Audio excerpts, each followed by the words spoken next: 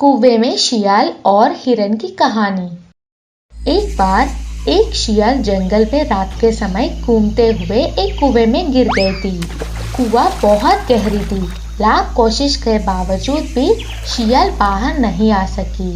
बचाओ, कोई मुझे बचाओ बचाओ करके बहुत चिल्लाई, लेकिन कोई फायदा नहीं। सुबह होने तक चिल्लाते हुए कुएं में ही फंस गई थी शियाल। अगले दिन कुएं के पास से गुजर रही हिरन कुछ आवाज आने से कुएं में झांककर देखी। हिरन को देखते ही शियाल ने सोचा, अब मैं बाहर आ सकूंगी, इसे फंसाता हूँ। हिरन कुएं में फंसे हुए शियाल को देखकर बोला, इस कुएं में क्या कर रही हो तुम? इस कुएं में पानी कितना अच्छा है पता है तुझे? इस पानी को पीने के लिए कुएं के अंदर आया हूँ मैं। ये पानी बहुत मीठा है, जैसे कि चीनी मिलाया हुआ है। सच है क्या?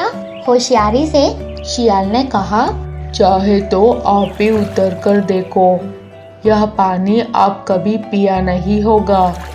बेवकूफ हिरन बिना सोचे समझे कुएं में कूद गई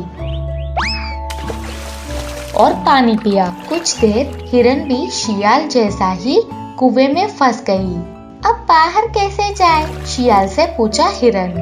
पहले आपके पीठ पर चढ़कर बाहर जाने के बाद आपको भी बाहर खींचूंगी। अच्छा समझकर हिरन मान लिया। ठीक है। शियाल एकदम से हिरन के पीठ पर चढ़कर बाहर आ गए। बाहर आने के बाद हिरन बाहर आने के लिए शियाल का हाथ मांगा। बाप रे, इतना वजन वाली आपको बाहर नहीं खींच सकती मैं, मुझसे नहीं होगा। मुझे बचाने के लिए आपका धन्यवाद। ये कहकर शियाल वहां से चला गए। अब हिरन को शियाल का धोखा समझ आ गया, लेकिन तब तक बहुत देर हो चुकी थी और कुएं में हिरन अकेला रह गए। इसीलिए बुजुर्ग कहते हैं, हर कदम से पहले एक पल सोच समझकर